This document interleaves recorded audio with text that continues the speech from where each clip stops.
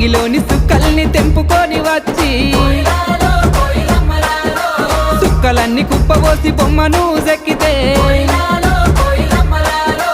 చక్కనైన నీ రూపు తయారు అయ్యనో ఏ ఇంద్రజాలము నీ ఇంత అందము నింగిలోని చంద్రుడే తొంగి చూసినాడు పారేటి ఏరే నిన్ను చూసి ఆగను మల్ల చెట్టు కింద కూస్తున్నా మనసైన ఓ ముద్దుగుమ్మ లంగవోని వేసుకొని దొంగ చూపు చూసుకుంటా నా మనసు దోసిన